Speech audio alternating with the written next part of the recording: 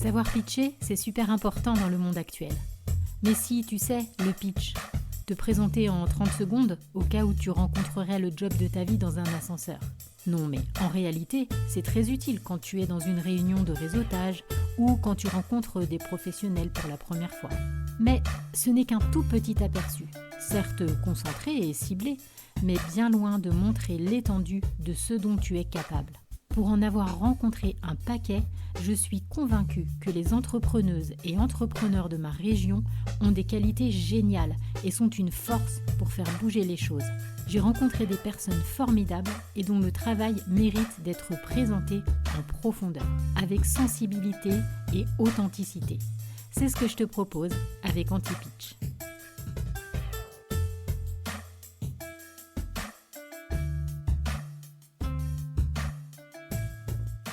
Bonjour et bienvenue dans mon podcast Anti-Pitch.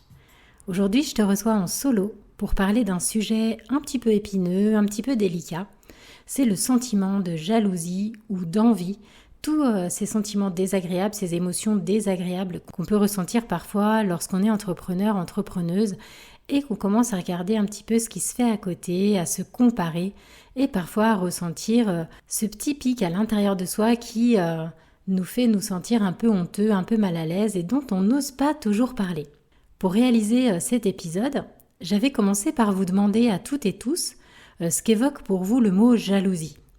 Mon objectif, c'était de recueillir sur le vif les premières impressions, les idées que ce mot génère. Alors, j'avais laissé volontairement le mot jalousie sans contexte, dans le flou, pour voir les registres qui prenaient le dessus dans vos représentations. Les réponses ont laissé beaucoup transparaître une forme de jugement, c'est-à-dire que les mots qui sont sortis, c'était par exemple égoïsme, manque de confiance en soi, narcissisme, envie de posséder ce que d'autres ont, égocentrisme, insécurité, violence, anxiété, fermeture, etc. Certaines personnes m'ont parlé de leur souffrance d'avoir subi la jalousie maladive d'une personne, plutôt dans des situations amoureuses là pour le coup. C'est souvent la jalousie destructrice des autres et des conséquences sur soi qui a été évoquée. Un peu comme si on parlait de la jalousie comme si elle n'était que chez les autres et pas chez soi. On m'a aussi proposé que ça pouvait être dû à un réel manque économique lié aux injustices sociales. Là, on commence à voir apparaître un autre type d'analyse du sentiment de jalousie. C'est que peut-être, parfois, il peut y avoir un moteur différent derrière tout ça, que peut-être ça peut être justifié par des besoins, des vrais besoins du quotidien. Certaines personnes ont évoqué le tabou autour de la jalousie. Donc voilà, c'est ce que je vous disais. La jalousie, c'est souvent mal vu. C'est souvent les autres qui sont jaloux, mais pas soi-même. Quand on ressent et qu'on n'ose pas trop en parler, car en fait, on peut être vite jugé. Et pourtant, après, quand on creuse un petit peu plus loin, c'est-à-dire que quand j'ai posé la question « Est-ce que toi, tu as déjà ressenti de la jalousie envers quelqu'un ou quelqu'une dans ton parcours professionnel ?» Et là, presque tout le monde m'a répondu « oui » en fait. Ce décalage entre ce qu'on pense de la jalousie et ce qu'on vit réellement, c'est très intéressant. Parce que la jalousie, c'est plutôt condamné collectivement. C'est quelque chose d'assez mal vu qu'on va vouloir éradiquer. Alors qu'en même temps, on l'expérimente individuellement, à différents moments de notre vie. Souvent dans le plus grand secret, comme si on était le seul ou la seule à porter ce fardeau un peu honteux, il faut bien le dire.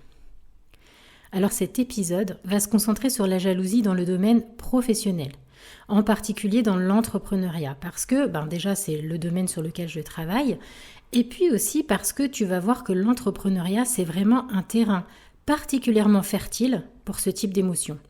Dans ce monde où chacun affiche ses succès sur LinkedIn par exemple ou sur les différents réseaux sociaux, où les levées de fonds sont célébrées comme des médailles olympiques, où chaque entrepreneur semble avoir trouvé la formule magique, sauf toi bien sûr, la jalousie, ça trouve à cet endroit-là un super terreau pour s'épanouir.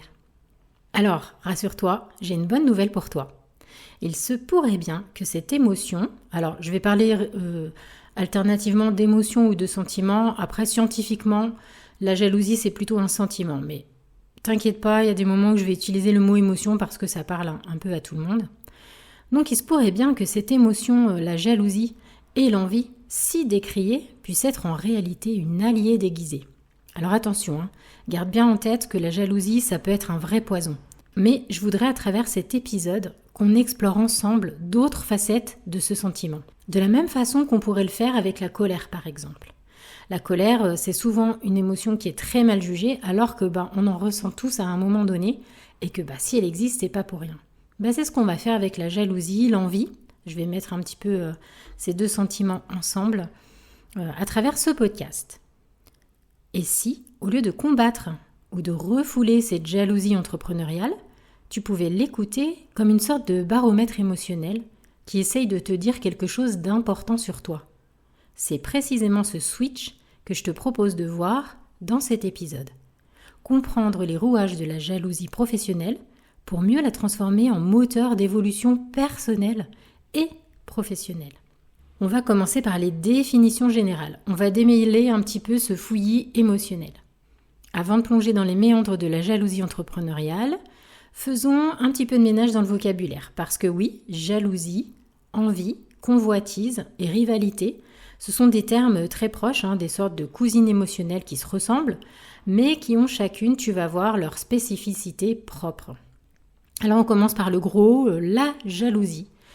La jalousie, c'est quoi ? C'est la peur de perdre ce qu'on possède. Commençons par la jalousie elle-même. En psychologie, la jalousie, elle est définie comme une émotion complexe. Elle apparaît lorsqu'on craint de perdre quelque chose ou quelqu'un qu'on possède ou qu'on croit posséder au profit d'un rival. On voit tout de suite en quoi c'est malsain dans le cadre d'une relation humaine.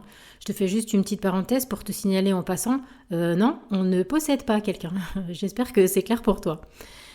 Dans le contexte professionnel, la jalousie se caractérise principalement par la peur de perdre quelque chose de précieux.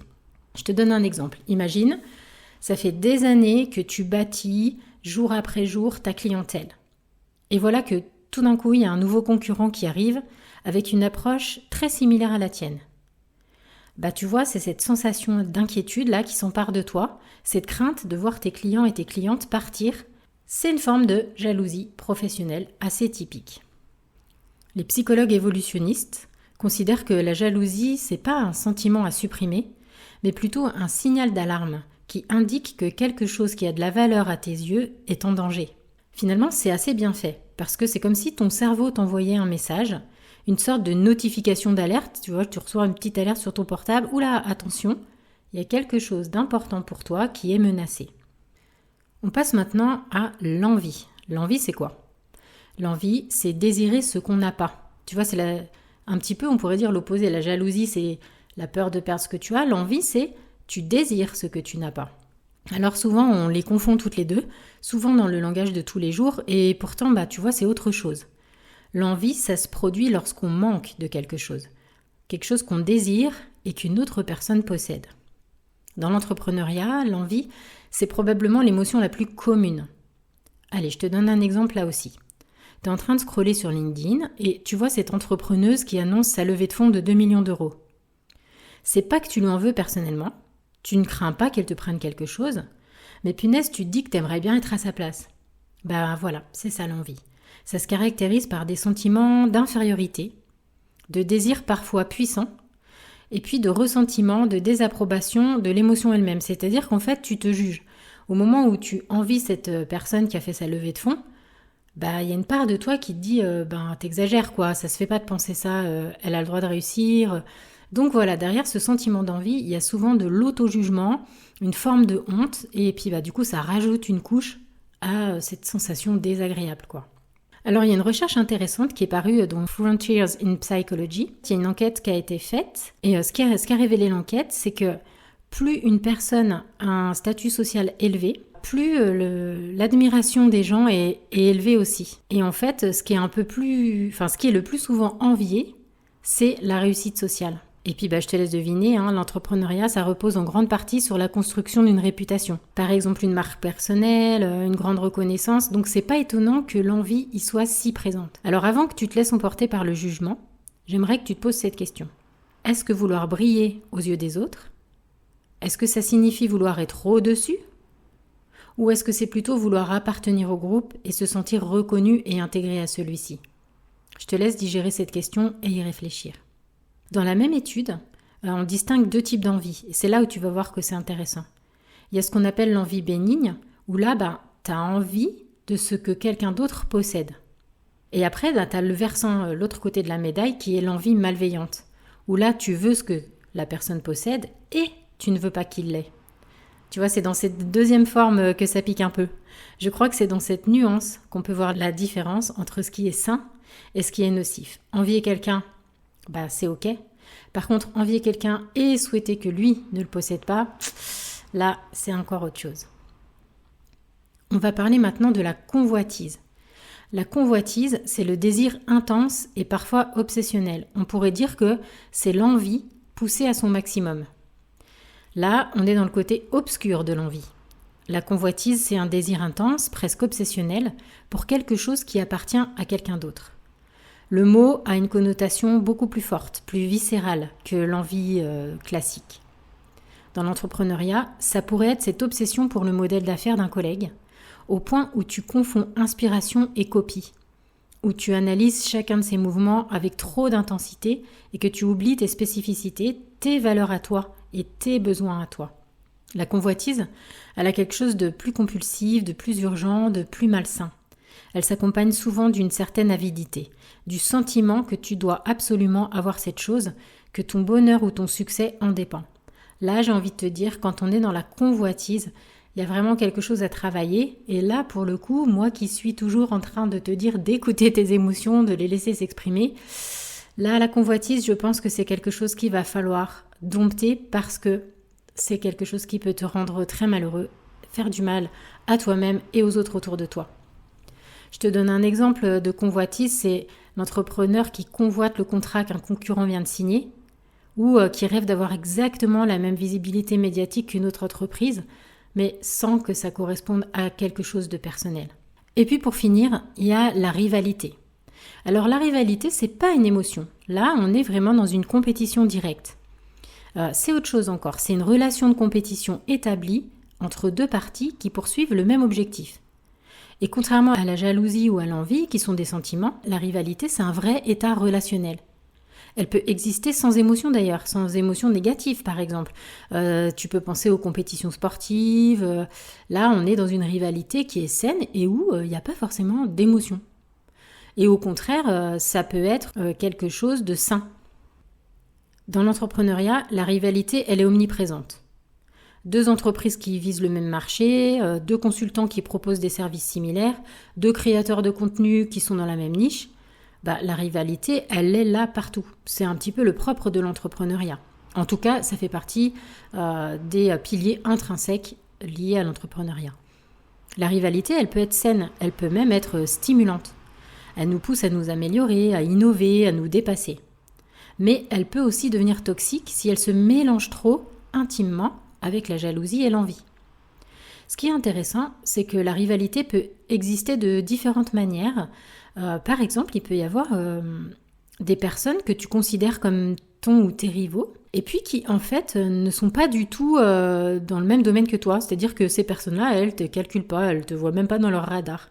Ou inversement, il y a des personnes qui peuvent toi te percevoir comme un rival ou une rivale, alors que toi, tu ne te sens pas du tout en concurrence avec ces personnes-là. Alors pourquoi ces distinctions entre envie, jalousie, convoitise, rivalité, pourquoi c'est important de faire ces distinctions et de comprendre les différences?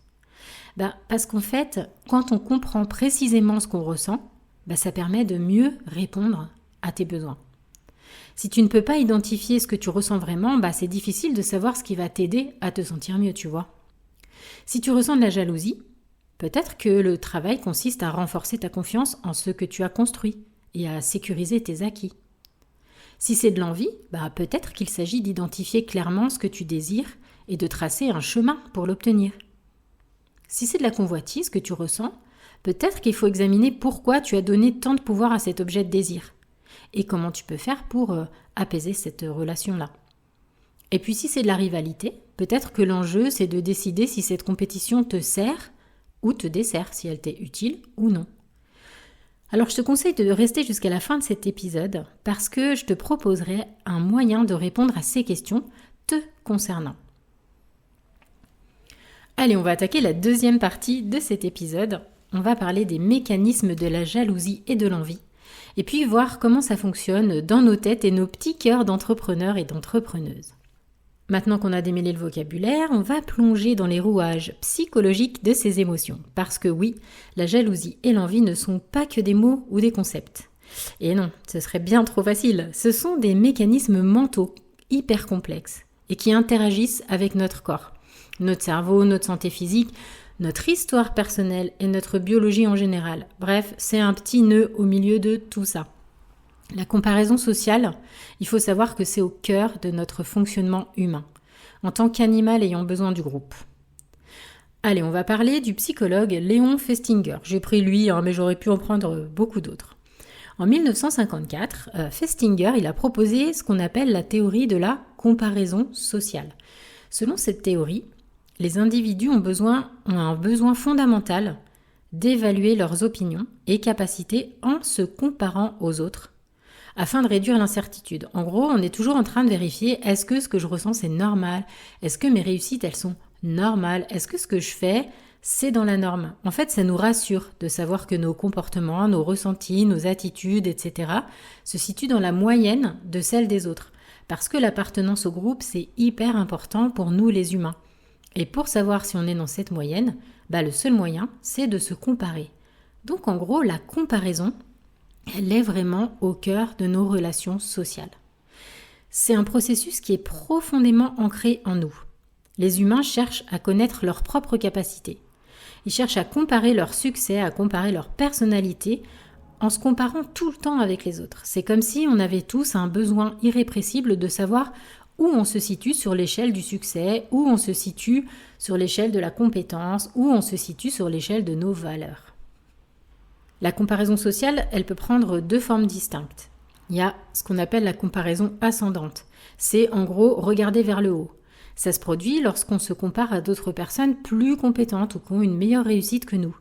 Tandis qu'une comparaison descendante, c'est-à-dire une comparaison vers le bas, se produit lorsqu'une personne se compare à d'autres moins compétents. Et devine quoi? Les études ont montré que lorsque on leur en donne la possibilité, les gens choisissent généralement de faire des comparaisons ascendantes plutôt que descendantes. Autrement dit, on a une tendance naturelle à regarder vers le haut, vers celles et ceux qui semblent avoir fait plus que nous, faire mieux que nous, être plus accomplis que nous. C'est précisément cette tendance qui alimente l'envie professionnelle. Et oui, parce que dans l'entrepreneuriat, où les success stories sont constamment mises en avant, où chaque plateforme sociale ressemble à une sorte de vitrine des victoires et des accomplissements, les comparaisons ascendantes sont inévitables. Alors comme c'est déjà notre tendance naturelle, je te laisse deviner ce qui se passe derrière. En plus, dans le monde entrepreneurial, les idéaux de succès irréalistes, ça peut être hyper toxique. La recherche montre qu'il y a un lien direct. Écoute bien, c'est super important. Il y a un lien direct entre l'estime de soi et l'envie. Plus ton estime de soi, elle vacille, et plus tu es susceptible de ressentir de l'envie. Et plus tu te compares, plus ton estime de soi, elle en prend un coup. Tu vois un peu le cercle vicieux ? Et tu devines que ce processus, ça peut être une bonne chose pour se tirer vers le haut, mais le revers de la médaille, c'est de se sentir tout petit et de se dévaloriser. Les sentiments de jalousie et d'envie se situent dans des domaines qu'on estime importants pour soi-même. On ne va pas aller se comparer sur quelque chose qui n'a pas d'importance, évidemment. Et si on évalue nos performances actuelles comme n'étant pas à la hauteur de nos attentes idéales, on risque d'éprouver une faible estime de soi globale. Je t'explique un petit peu, tu vas te comparer sur un point en particulier, et en fait, tu vas en déduire que tu es nul en général. Tu vois un peu l'idée ? C'est donc essentiel de comparer ce qui est comparable pour ne pas s'exposer à une autocritique non pertinente et délétère. On va prendre un exemple concret. Tu as lancé ton activité il y a 2 ans. Tu as des revenus irréguliers. Peut-être que ton entourage ne comprend pas toujours ce que tu fais. Et tu doutes parfois de ta capacité à réussir. Là, tu vois, ton estime de soi, elle est fragile. Surtout dans ce domaine professionnel qui est si important pour ton identité. Et là, tout d'un coup, tu vois cet autre entrepreneur ou cette autre entrepreneuse sur les réseaux sociaux qui affiche un chiffre d'affaires à 6 chiffres. Des témoignages clients dithyrambiques. Des photos de séminaires dans des lieux magnifiques. Et là, inévitablement, l'envie te tombe dessus Comme une pluie de météorites en plein mois d'août, tu vois l'idée. L'utilisation des réseaux sociaux, elle a tendance à exacerber ce type de comparaison, qui la plupart du temps n'a pas de sens en fait. Si on prend l'exemple de LinkedIn, ce qui rend cette plateforme, et puis d'autres dans le même genre, particulièrement propice à l'envie, c'est qu'elle présente une version ultra polie, mais vraiment, tu sais, dans le sens on polie une pierre, quoi. C'est ultra stratégique, ça présente vraiment une réalité embellie de l'entrepreneuriat. C'est rare que les gens partagent toutes les nuances de leur vie sur ce type de médias sociaux. Ce que tu vois, c'est la version vitrine. Les victoires, les contrats signés, les levées de fonds célébrées, les témoignages clients élogieux. Mais ce que tu ne vois pas, ce sont les nuits blanches d'inquiétude, les mois de galère, les clients difficiles, les doutes et les peurs, les factures impayées, les campagnes marketing qui ont échoué lamentablement avant que finalement ça marche. Donc tu vas te comparer à quelque chose qui n'est pas réel. Du coup, cette information sélective, elle crée un terrain particulièrement fertile pour l'envie. Tu compares ta réalité complète et complexe avec tous ses hauts et ses bas, ses zones d'ombre, ses difficultés, à une sorte de portfolio soigneusement agencé par quelqu'un d'autre. C'est comme comparer ton quotidien en pyjama dans ta cuisine mal rangée à une photo Instagram parfaitement mise en scène dans un café branché. Tu vois, ça n'a pas de sens. Alors, il y a autre chose qui amplifie l'envie dans l'entrepreneuriat, c'est l'isolement. En fait, dans l'entrepreneuriat, c'est souvent une aventure solitaire. Contrairement à un emploi salarié où tu as des collègues avec qui partager tes frustrations autour d'un café, par exemple, où tu peux comparer tes expériences quotidiennes, l'entrepreneur, l'entrepreneuse travaille souvent seul ou en toute petite équipe que parfois elle ne voit pas tous les jours. Cette solitude, elle crée un environnement où la jalousie et l'envie peuvent envahir les pensées sans soupape pour faire redescendre la pression. On va prendre un exemple pour illustrer ce phénomène, tu vas comprendre un peu mieux. Quand tu es salarié et que ton collègue du bureau d'à côté obtient une promotion, tu as accès à des informations contextuelles. Tu sais par exemple qu'il arrive 1 heure plus tôt chaque matin depuis 6 mois, tu as vu la qualité de son dernier projet, tu connais ses compétences et son travail de qualité au quotidien. Toutes ces informations, ça supprime pas nécessairement l'envie, mais au moins ça la nuance, ça la contextualise. Tu comprends comment il en est arrivé là.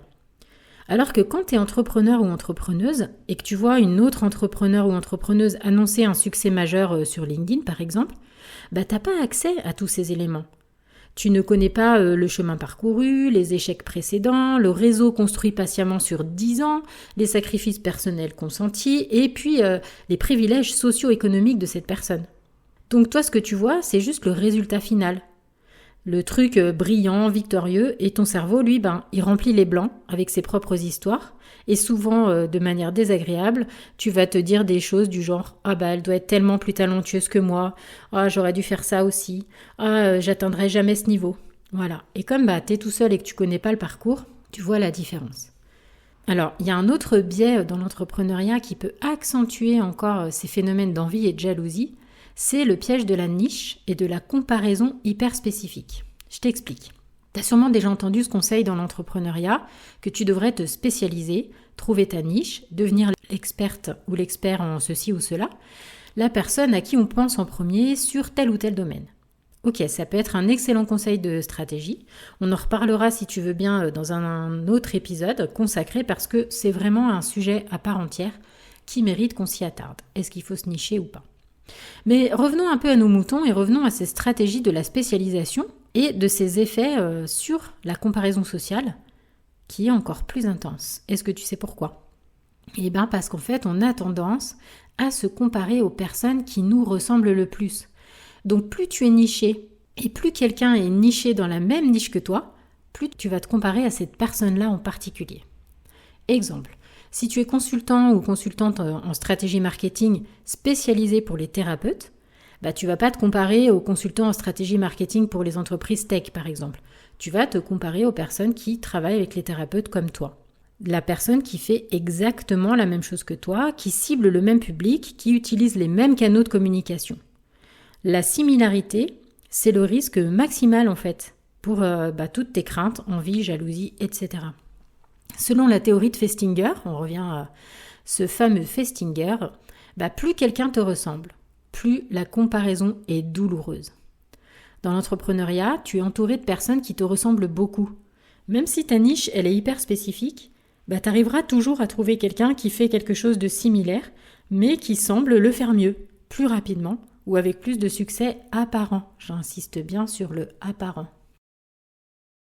On va passer à la troisième partie de cet épisode qui est qu'est-ce qu'on ressent ? C'est quoi l'anatomie de la jalousie, de l'envie entrepreneuriale ? Maintenant qu'on a bien défriché les mécanismes psychologiques et le contexte spécifique de l'entrepreneuriat, on va explorer une autre dimension du sujet. C'est-à-dire, qu'est-ce qu'on ressent vraiment quand la jalousie ou l'envie nous saisit ? Comment ça se manifeste dans le corps, dans les pensées et dans les attitudes ? Déjà, la comparaison, c'est le déclencheur. C'est le déclencheur sournois qui est omniprésent autour de toi. Tout commence par cette comparaison. Par exemple, tu scrolles sur tes réseaux. Ou alors, tu participes à un événement de networking. Ou alors, tu écoutes un podcast. Ou alors, tu reçois une newsletter. Et là, bam, l'information te percute sans que tu t'y attendes. Quelqu'un a fait quelque chose que tu n'as pas fait. Ou a obtenu quelque chose que tu n'as pas obtenu. Ou encore, quelqu'un est quelque chose que tu n'es pas, ou pas encore. La comparaison, elle peut être fulgurante ou elle peut être insidieuse. Parfois, c'est comme un coup de poing émotionnel immédiat. Tu vois l'annonce de cette super conférence et instantanément, quelque chose se serre dans ta poitrine. D'autres fois, c'est un peu plus subtil. Tu vas continuer ta journée, mais il y a quelque chose qui couve une petite graine d'inconfort quelque part en train de germer à l'intérieur de toi. Et puis c'est le soir, quand tu vas te retrouver seul avec tes pensées, que là, tu vas prendre conscience de ce mal-être. Alors on va parler du sentiment d'illégitimité et du syndrome de l'imposteur. La jalousie et l'envie, dans l'entrepreneuriat, sont intimement liés au sentiment d'illégitimité. Ce phénomène psychologique où tu doutes de tes accomplissements et tu te sens comme un fraudeur ou une fraudeuse malgré l'épreuve de ta réussite. En fait, ce dont tu doutes, tu doutes de tes compétences. Il y a une enquête qui a été menée auprès des utilisateurs et des utilisatrices de Kajabi qui a révélé que 86% des entrepreneurs et entrepreneuses à succès ont déclaré avoir eu affaire au syndrome de l'imposteur. Oui, t'as bien entendu, même ceux qui réussissent le ressentent. Tu vois, selon cette étude, 86% des entrepreneurs et entrepreneuses font l'expérience du syndrome de l'imposteur, surtout s'ils deviennent leaders dans leur domaine. Et voici une information qui, j'en suis sûre, ne va pas te surprendre. Le syndrome de l'imposteur est probablement encore plus répandu chez les entrepreneurs et entrepreneuses que dans la population générale. En fait, ce sont des personnes très performantes, qui ont des attentes élevées, et qui ont des modèles de référence comme par exemple des fondatrices, des fondateurs, des PDG, des personnes hyper accomplies en fait. Et en plus, dans l'entrepreneuriat, c'est un milieu dans lequel on met en avant des mythes et un peu le culte de la personne. Tu vois la légende de la méritocratie dans toute sa splendeur. Alors, je te laisse comprendre où se situe le piège. Quand tu te compares à des personnes artificiellement mises en avant, avec un storytelling de réussite par la force du travail acharné, évidemment que tu te sens illégitime. C'est comme si un marathonien amateur se comparait à Eliud Kipchoge. Bon, si tu connais pas, je te laisse aller chercher sur Wikipédia. Et puis que cette personne se sentait nulle parce qu'elle court le marathon en moins de 2 heures. Tu vois, je trouve que cet exemple extrême est intéressant parce qu'il montre bien à quel point une comparaison hors contexte, ça n'a pas de sens et ça ne peut que t'accabler. Le syndrome de l'imposteur et l'envie s'alimentent mutuellement dans une boucle. En fait, ça va se passer comme ça. Tu vois le succès de quelqu'un d'autre. L'envie te saisit. Cette envie, elle active ton dialogue intérieur négatif. Oui, cette personne, elle y arrive et moi pas. C'est parce que je suis une fraude, je mérite pas d'être ici. Et voilà, ce sentiment d'illégitimité amplifie ensuite ta sensibilité au succès des autres et le cycle se poursuit. Alors, il y a un autre sentiment, c'est le sentiment d'infériorité et la peur de ne pas être à la hauteur. Là, on n'est plus dans l'illégitimité, on se sent légitime mais moins bien, quoi. Au-delà du syndrome de l'imposteur, l'envie entrepreneuriale, ça génère des sentiments d'infériorité. Tu te sens moins quelque chose que quelque chose. Moins compétent, par exemple, moins chanceuse, moins méritante, moins douée, moins ce que tu veux en fait. Cette peur de ne pas être à la hauteur, elle se manifeste de multiples façons dans ton quotidien entrepreneurial. C'est là où c'est intéressant, parce qu'en fait, c'est pas juste quelque chose que tu ressens, mais c'est quelque chose qui va avoir un impact sur la manière dont tu te comportes dans ton entreprise. Écoute bien ces exemples, je suis sûre qu'il y en a quelques-uns là-dedans dans lesquels tu vas te reconnaître. Par exemple, Tu hésites à augmenter tes tarifs parce que tu n'es pas sûr d'en valoir le prix.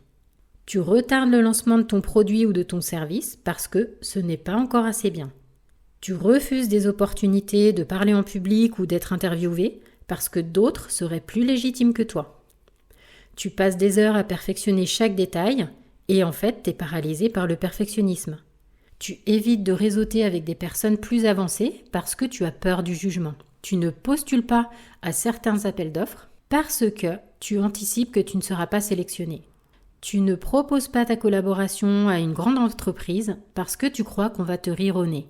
Tu ne publies pas ce contenu parce que tu imagines déjà les critiques. Tu te disqualifies toi-même avant même d'essayer. Alors je pourrais t'en trouver encore plein des exemples, mais je pense que là, t'as compris le principe. Maintenant, on va parler de l'aspect plus corporel, plus sensoriel. Comment ça se manifeste dans le corps, la jalousie et l'envie. Parce que tu vas voir, en fait, ce ne sont pas que des pensées qui restent dans ta tête. Ce sont des émotions incarnées qui se déploient dans ton corps, avec une intensité parfois surprenante.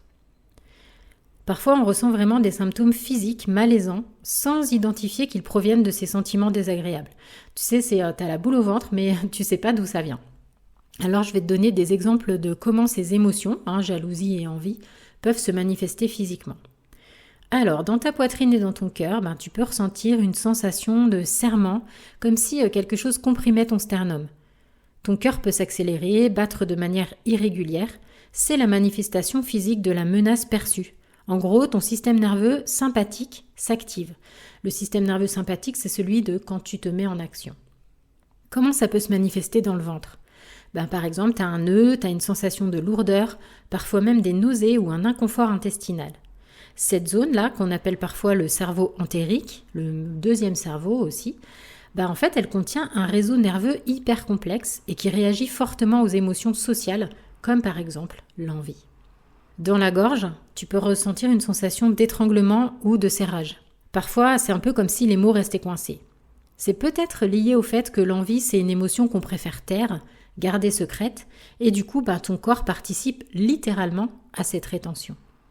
Dans les muscles, tu peux ressentir des tensions, dans les épaules par exemple, dans la mâchoire qui se crispe, ou les poings qui se serrent inconsciemment. En fait, c'est comme si ton corps se préparait à une forme de combat ou de fuite. Même si la menace, en fait, c'est juste une publication sur LinkedIn finalement, mais ton corps, lui, il se met en posture de fight or fly. Dans la tête, parfois, tu peux avoir des maux de tête, une sensation de brouillard mental, une difficulté à te concentrer. Là, c'est quand l'envie monopolise tes ressources cognitives. Après, ça peut être aussi le ressenti de ton énergie en général. Tu vois, une sensation de lourdeur, de fatigue, comme si l'envie te vidait de ton énergie. Ou, paradoxalement, ça peut être l'inverse, une agitation nerveuse, une incapacité à rester tranquille. Tu as l'impression d'avoir une énergie de fou, mais qui n'est pas canalisée au bon endroit, quoi. Voilà, on a parlé du corps. Maintenant, on va expliquer un peu comment ça peut se manifester dans les pensées. L'envie et la jalousie entrepreneuriale, ça génère des schémas de pensée très spécifiques. Je vais te donner quelques exemples. Alors, premier exemple, la rumination comparative. C'est quand tu ne peux pas t'empêcher de rejouer la scène en boucle. Genre, ah, il ou elle a obtenu ce contrat, mais pas moi, alors pourquoi ? Qu'est-ce qu'elle a que je n'ai pas ? Qu'est-ce que j'ai raté ? Ces pensées, elles vont tourner en rond sans jamais vraiment trouver de réponse satisfaisante. Un autre exemple, c'est le catastrophisme futuriste. Le catastrophisme futuriste, c'est quand l'envie actuelle se projette dans un futur catastrophique. Tu vois l'engrenage que tu mets en place dans ta tête. Si elle continue comme ça, elle va prendre tout le marché. Je vais me retrouver sans client. Mon entreprise va faire faillite. J'aurais dû faire un autre choix de carrière, etc. Et du coup, tu te projettes dans un futur hyper négatif qui peut-être n'aura jamais lieu. Un autre mécanisme, c'est la minimisation de ses propres réussites. Là, c'est quand tu dévalorises, quand tu dévalues tes propres accomplissements et que tu les compares de manière défavorable, que tu réduis tes réussites. Genre, oui, j'ai eu ce contrat, mais en fait, c'est juste de la chance.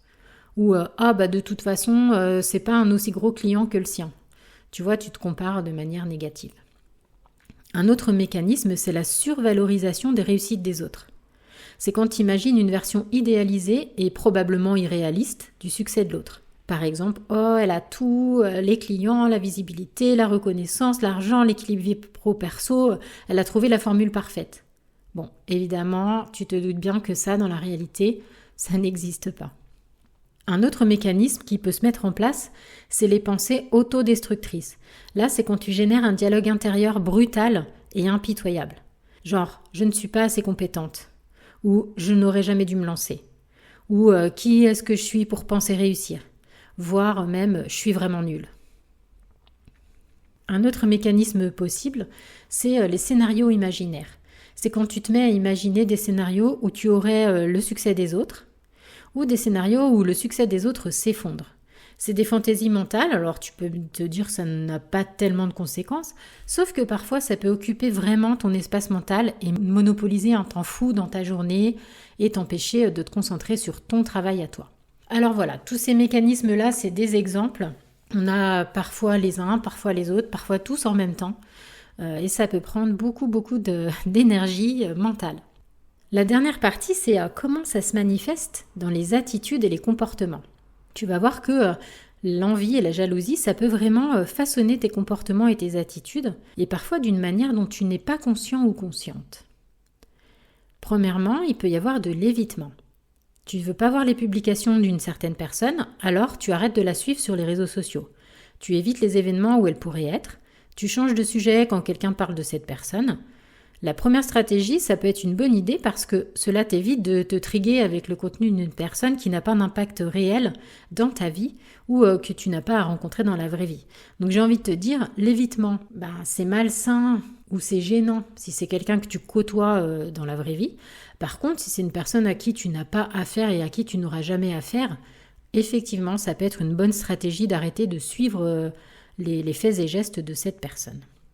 Un autre comportement, ça peut être la sursurveillance. C'est un peu l'inverse de celle d'avant. C'est quand tu peux pas t'empêcher de checker le profil de quelqu'un, de regarder ses stories, d'analyser chacun de ses mouvements. En fait, c'est un peu presque une obsession. Tu devines bien que dans un cas comme celui-ci, mon conseil, ce sera sans appel. Arrête.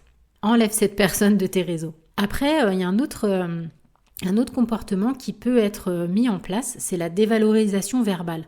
Ça rejoint un petit peu les mécanismes de pensée liés à la dévalorisation, sauf que là, tu agis comme ça. C'est-à-dire que quand quelqu'un mentionne le succès d'une personne, tu vas avoir un commentaire légèrement dénigrant. Oui, mais elle a eu de la chance avec son timing, ou ah, mais son produit, il n'est pas si innovant que ça, ou oui, mais c'est parce qu'elle a un super réseau qui l'aide beaucoup. Alors, je souligne que ça peut être des raisons qui sont vraies, Tout ce qu'on dit là, ça peut être vrai. Mais du coup, tu vas minimiser verbalement les accomplissements d'une autre personne pour te sentir mieux. Là, le risque, c'est que quand tu fais ça, ça va être mal perçu par les gens autour de toi. Être négatif envers quelqu'un, c'est jamais très bon pour ton image. Alors, un autre comportement, une autre attitude qui peut se mettre en place, c'est la surcompensation. Là, c'est quand toi, tu te lances dans un tourbillon d'activités frénétiques pour rattraper, entre guillemets, rattraper ton retard. En fait, tu te mets à travailler jusqu'à l'épuisement, tu multiplies les projets, tu cherches désespérément à prouver ta valeur. Une autre attitude, c'est le retrait social. Là, c'est quand tu te retires des communautés entrepreneuriales parce que c'est trop difficile de voir tout le monde réussir sauf toi. Je confirme que là, on parle d'une impression. Donc là, ce qui va se passer, c'est que tu vas arrêter d'aller réseauter, tu vas arrêter de rencontrer des gens, et puis petit à petit, l'isolement va s'installer. Une autre attitude qui peut être mise en place, c'est la procrastination. Bizarrement, l'envie, ça peut aussi te paralyser. En fait, tu veux tellement faire bien que tu finis par ne rien faire. Tu perfectionnes à l'infini, et puis tu finis par ne plus oser lancer quoi que ce soit parce que tu considères que c'est imparfait. Voilà, on a fait le tour au niveau des pensées et des attitudes. Maintenant, on va passer à la 4e partie de cet épisode, qui va être la partie que je trouve la plus intéressante. C'est qu'est-ce que tu vas pouvoir faire de ça ? Qu'est-ce que la jalousie et l'envie disent en réalité de toi ? Qu'est-ce que ça peut révéler ? Prends une bonne inspiration. On arrive à la partie la plus importante. C'est celle qui transforme tout ce qu'on vient de dire en quelque chose d'utile et d'actionnable.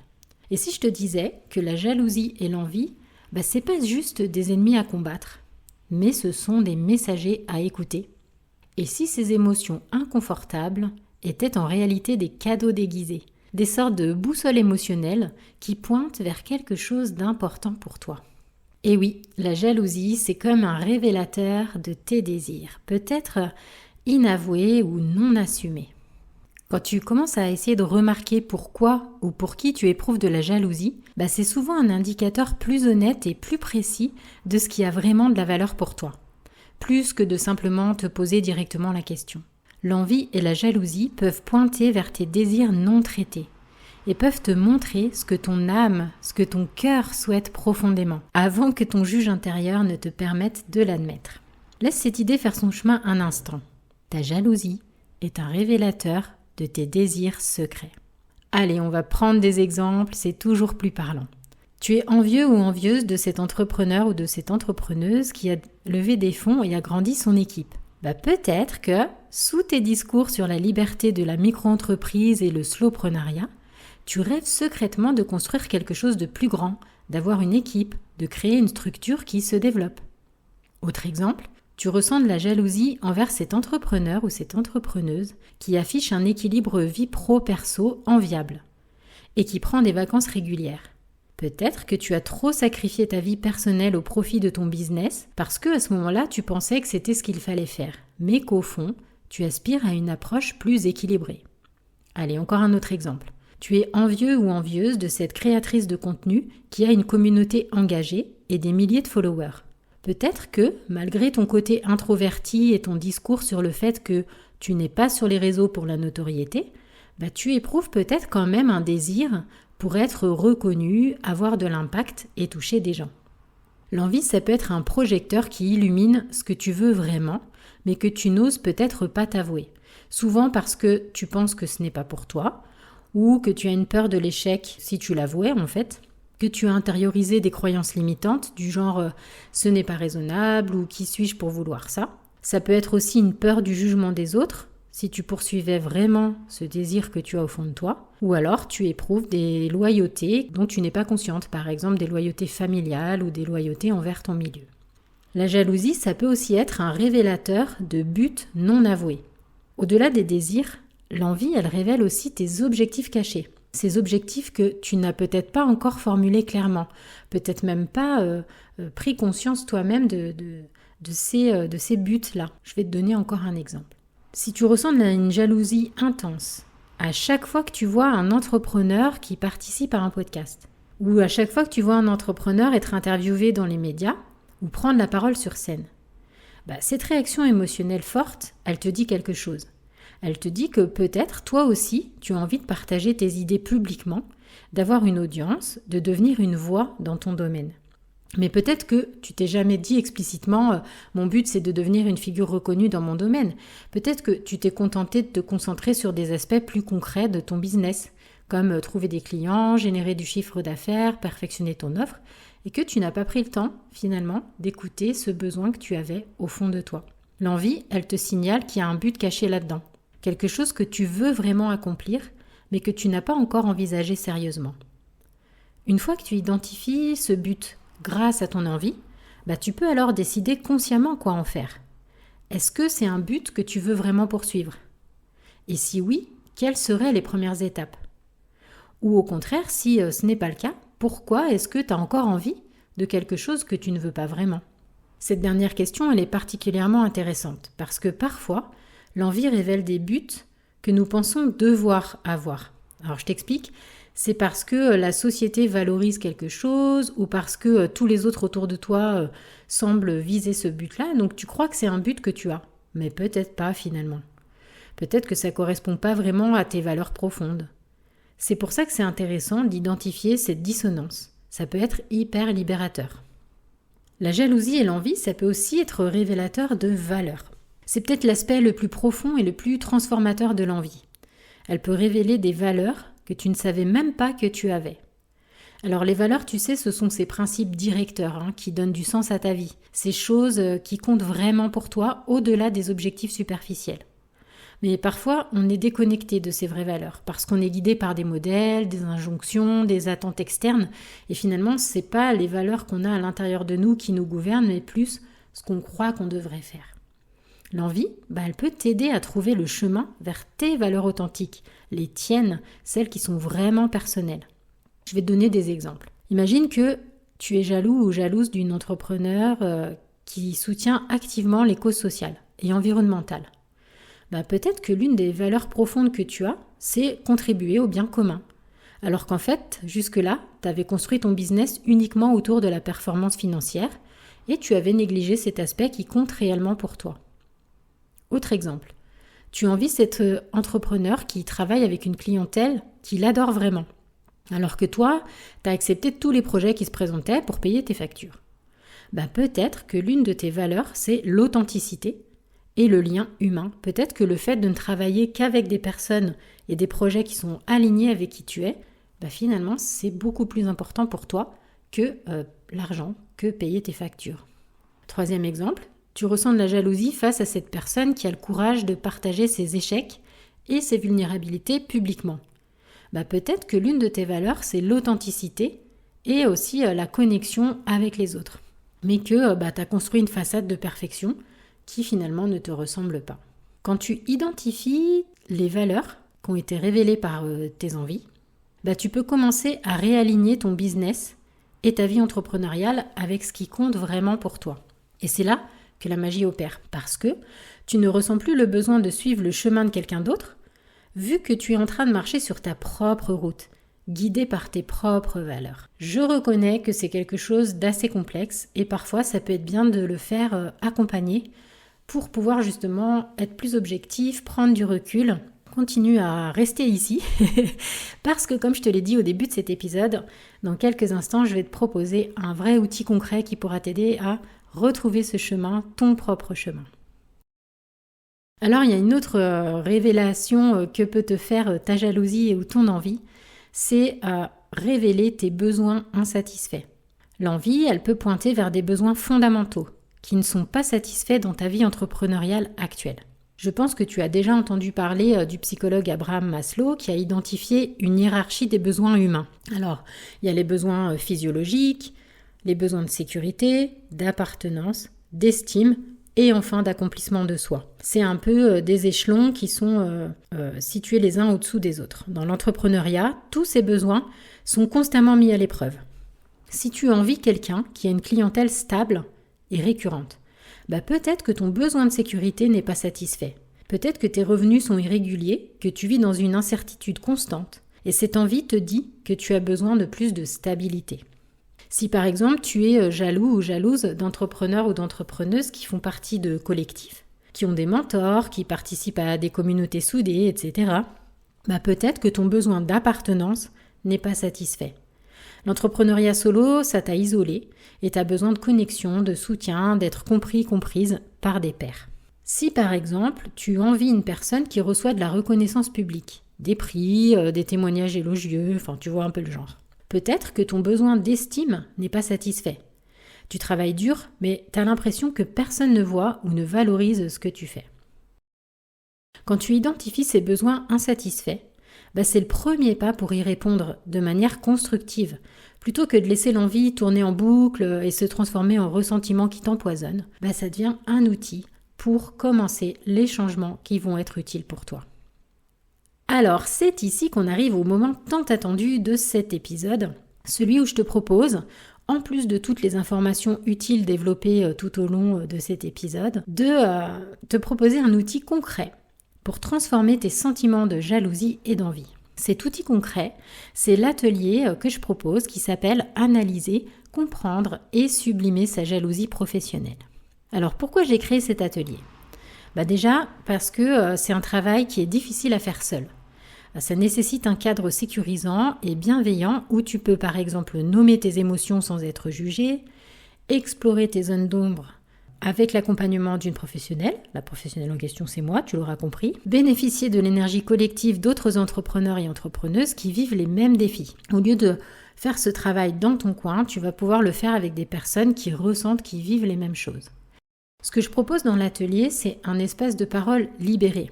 Dans cet atelier, la jalousie, l'envie ne sont pas tabous, c'est justement le sujet central. Tu peux enfin dire tout haut, ou bien l'écrire discrètement dans ton cahier, il n'y a aucune obligation, ce que tu vis en secret et découvrir que tu n'es pas seul, que c'est universel et que c'est humain.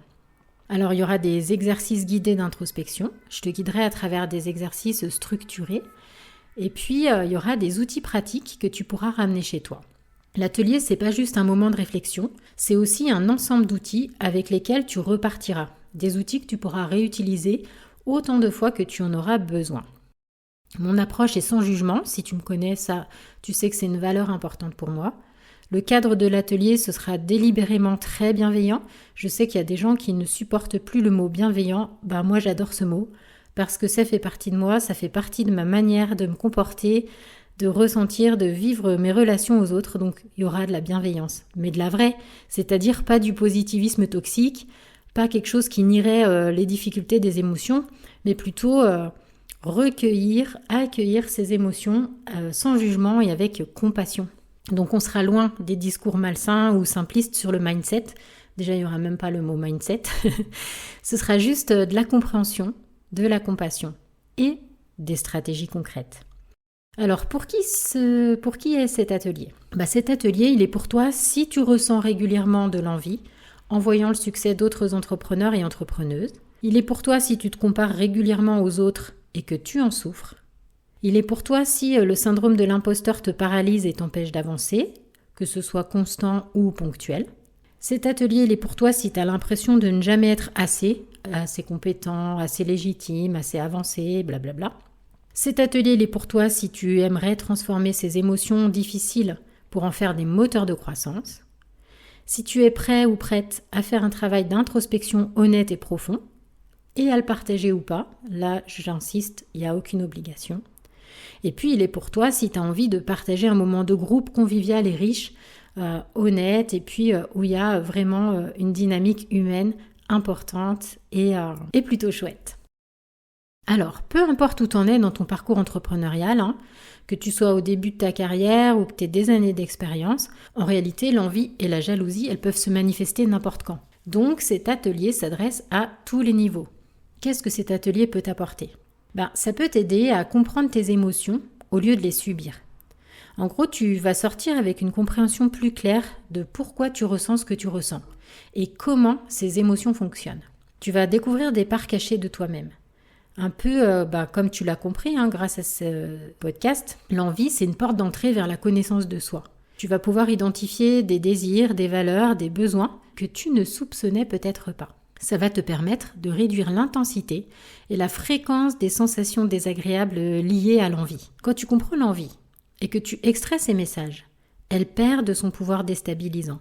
Elle devient une information utile plutôt qu'une torture émotionnelle. Ça va te permettre de renforcer ton estime et ton sentiment de légitimité entrepreneuriale. En travaillant sur ces émotions, tu vas renforcer aussi ta confiance en toi et ton sentiment de compétence et de légitimité. Tu vas arrêter, enfin j'espère, ou au moins calmer les disqualifications constantes. Ça va te permettre de créer un plan d'action personnalisé. Tu vas repartir avec des actions concrètes, alignées avec tes vraies valeurs et tes vrais désirs, pas avec ce que tu penses devoir faire. Ça va te permettre aussi d'agrandir ton réseau humain. Tu vas créer des liens avec d'autres entrepreneurs et entrepreneuses qui vivent les mêmes défis que toi. Cette connexion en elle-même, elle est déjà hyper soutenante, thérapeutique et utile au quotidien. Ce que je m'engage à t'offrir, c'est un espace safe, une expertise, un contenu solide qui a fait ses preuves, et tout ça en respectant ton rythme personnel et unique. Voilà, j'espère que ça t'a donné envie de participer à l'atelier. Donc il y aura des dates que je vais proposer moi-même avec un calendrier, mais on peut aussi faire des ateliers pour toi si tu as envie d'en organiser un avec ton collectif, avec ton réseau. N'hésite pas à me contacter et on verra ensemble ce qu'on peut faire, ce qu'on peut bâtir ensemble, un atelier qui peut être vraiment concret, à ta sauce, qu'on voit ensemble avec les personnes avec qui tu as envie de partager cet atelier-là. On va passer à la conclusion. Et si la jalousie était une alliée déguisée ? Je pense que là, tu as ta réponse. On arrive au bout de ce voyage dans les méandres de la jalousie entrepreneuriale et on va récapituler ce que nous avons découvert ensemble. La jalousie et l'envie, ce sont des émotions universelles, profondément humaines, ancrées dans nos mécanismes de comparaison sociale et notre besoin d'évaluer où nous nous situons par rapport aux autres. Dans l'entrepreneuriat, ces émotions, elles trouvent un terrain particulièrement fertile à cause de l'isolement, de l'exposition constante aux success stories sur les réseaux sociaux, les comparaisons hyper spécifiques avec des pairs qui font exactement la même chose que nous, et enfin le lien intime entre notre identité et notre business. Ces émotions, elles se manifestent de manière corporelle, tension, nœuds, accélération cardiaque, etc. Mentale, rumination, catastrophisme, dévalorisation, et comportementale, évitement, surveillance obsessionnelle, retrait social. Elles s'entremêlent souvent avec le syndrome de l'imposteur, créant une boucle d'autocritique et de dévalorisation de soi difficile à briser. Mais, c'est le cœur du message de cet épisode, la jalousie et l'envie ne sont pas que des émotions négatives à combattre ou à supprimer. Ce sont des messagères, des informatrices, des boussoles émotionnelles qui pointent vers quelque chose d'important en toi. Elles révèlent tes désirs inexprimés, tes objectifs cachés, tes valeurs profondes et tes besoins insatisfaits. Quand tu apprends à écouter ces messages, plutôt qu'à te battre contre l'émotion elle-même, tout peut changer. Alors je prétends pas que tu ne ressentiras plus ces sensations désagréables, ça c'est quasiment impossible, mais elles pourront devenir aussi un outil de connaissance de toi. La jalousie, l'envie pourront devenir des guides vers ton authenticité. Cette transformation, elle n'est pas automatique. Elle demande un travail conscient, de l'introspection, du courage, pour regarder en face ces parts de toi que tu préfères cacher. C'est précisément ce travail que je te propose dans mon atelier, analyser, comprendre et sublimer sa jalousie professionnelle.